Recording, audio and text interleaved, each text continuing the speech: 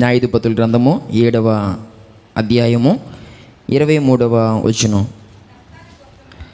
నప్తాలి గోత్రములో నుండి, ఆషేరు గోత్రములో నుండి, మనషే గోత్రమంతటిలో నుండి పిలిపింపబడిన ఇశ్రాయేలీయులు కూడుకుని మిద్యానీయులను తరిమిరి. దేవుని స్తోత్రం చెప్పండి. హల్లెలూయా. ఈ మిద్యానీయులు ఎవరు అని మనం ఆలోచన చేస్తే, ఎవరు మిద్యానీయులు? ఎవరు మీకు గుర్తుండాలంటే కనుక, అబ్రహాము భార్య పేరు ఏంటి? అబ్రహాము భార్య పేరు చాలామందికి డౌట్ కదా, శారా కదా. ఆమె చనిపోయిన తర్వాత అబ్రహాము మరొక ఆమెను వివాహం చేసుకున్నాడు. ఇక్కడ ట్విస్టు.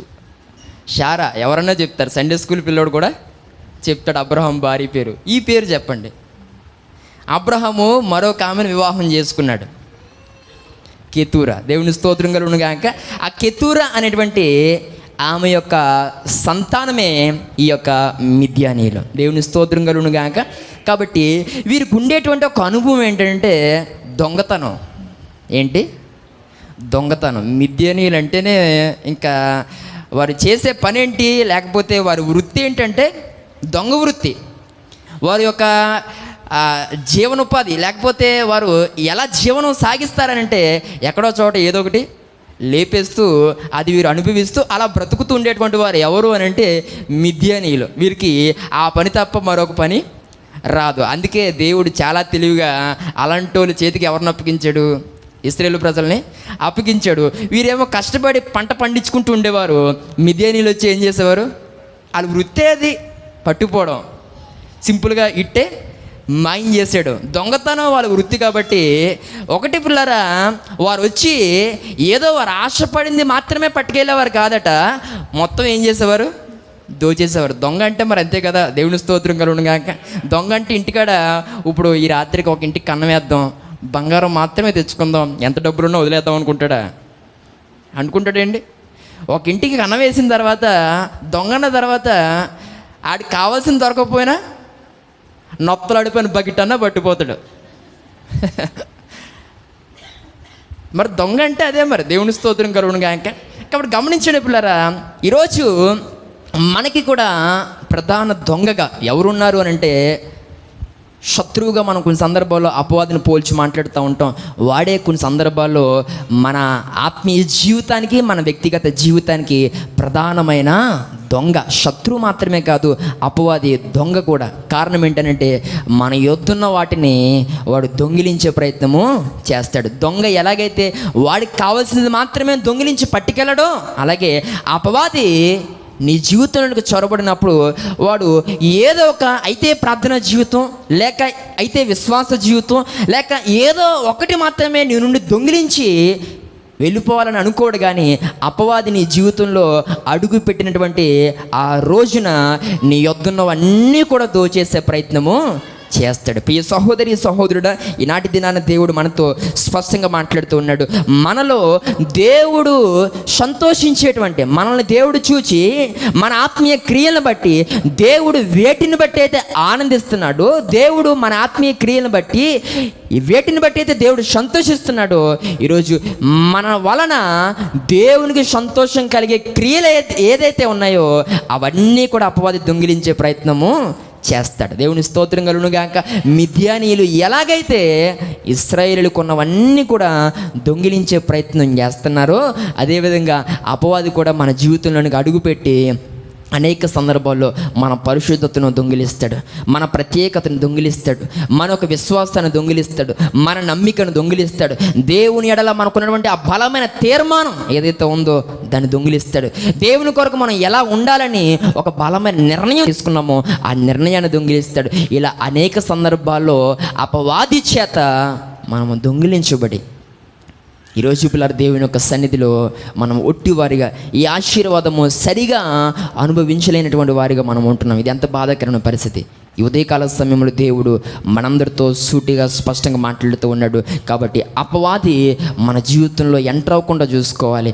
ఎప్పుడైతే అపవాది మన జీవితంలో అడుగుపెట్టాడో అప్పుడు మిద్యానీయుల వలె మనకున్నవన్నీ కూడా అపవాది ఏం చేస్తాడు? నీ పరువును దొంగిలిస్తాడు, నీ గౌరవాన్ని దొంగిలిస్తాడు. ప్రతిదీ అపవాది దొంగిలించిన రోజున ఎందుకు వచ్చింది ఈ బ్రతుకు అనిపిస్తుంది ప్రియ సహోదరి సహోదరుడు. కాబట్టి దేవుడు ఈ మాటను ఎందుకు జ్ఞాపకం చేస్తున్నాడు తెలుసా? నీ ఆత్మీయ జీవితం దొంగిలిపోకుండా, నీ యొక్క వ్యక్తిగత జీవితం అపవాది చేతిన పడకుండా నువ్వు కాపాడుకో అని ప్రభు నేడు దినాన్ని మాట్లాడుతున్నాడు.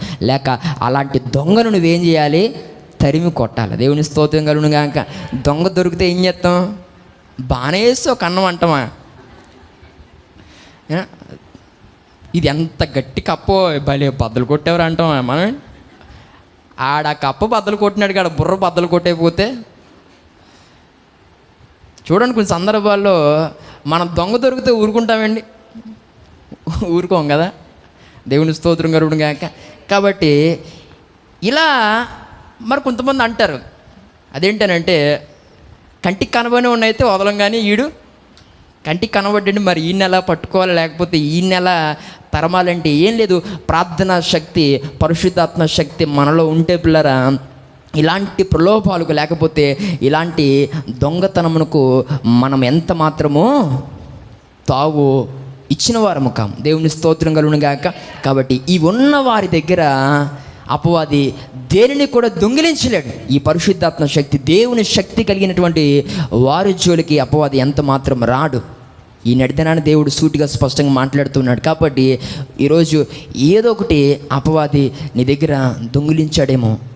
అది ఎలా చెప్పొచ్చు అని అంటే, ఒకప్పుడు భక్తి జీవితం ఒక రకంగా ఉండేది, కానీ నేటి దినాల్లో ఏమో దేని వలనో మనలో ఆసక్తి తగ్గిపోవడం చేతో, లేకపోతే సమయం పెట్టలేకపోవడం చేతో, లేకపోతే ఏ విషయంలో మనకి వీలు పడకపోవడం చేత ఈరోజు మనము ఏది ఎలా చేయాలో అది మనం చేయలేకపోతా ఉన్నాం. ప్రభు మాట్లాడుతూ ఉన్నాడు, ఒకప్పుడు ఒక రకంగా మనం అన్ని విషయాల్లో ప్రభును మహిమపరిచేటువంటి మనము ఈరోజు అనేక సందర్భాల్లో నీరు గారిపోయినట్టుగా ఏమంటే దిగజారుడుతనాన్ని ఈరోజు మనం కలిగి ఉన్నామనంటే అపవాది నీ వద్దున్నటువంటి ఆ ఆత్మీయ సౌందర్యాన్ని, లేకపోతే ఆత్మసమైన క్రియలను ఒక్కొక్కటిగా జాయిగా అపవాది ఏం చేస్తున్నాడు? వాడు దొంగిలించే ప్రయత్నం చేస్తున్నాడని చెప్పడంలో ఏ విధంగా సందేహం లేదు. మిద్యానీయులను పిల్లరా ఇశ్రాయేలులు తరిమిన రీతిగా మనము కూడా ఏం చేయాలి? ఈ యొక్క అపవాదిని తరిమేయాలి. తరమకపోతే వీడు మన జీవితంలో పిల్లరా మనకన్నింటినీ దూరం చేసి చివరికి మనల్ని దేవునికి దూరం చేసేటంత దాకా వీడు పిల్లలు వీడి క్రియలు చేస్తూనే ఉంటాడు. అంతవరకు వాడు నిద్రపోడు. నేటిదినాన్ని దేవుడు స్పష్టంగా సూటిగా మనందరితో మాట్లాడుతూ ఉన్నాడు. కాబట్టి మన ఆత్మీయ క్రియలు దొంగపోకుండా, మన పరిశుద్ధత దొంగపోకుండా, మన ఆత్మ సంబంధమైన ప్రత్యేకత, మన భక్తి దొంగపోకుండా నేటిదినాన్ని మనం జాగ్రత్త పడదాం. ఒకవేళ అపవాది నీ జీవితంలో తిష్ట వేసుకుని కూర్చున్నట్లుగా నీకు అనిపిస్తే, కొన్ని సందర్భాల్లో అపవాది నా జీవితంలో పని చేస్తున్నాడు అని అనిపిస్తే కనుక బలంగా దేవుని సన్నిధిలో ప్రార్థించి దేవుని యొక్క శక్తి చేత అపవాదిని తరిమే ప్రయత్నం చేద్దాం.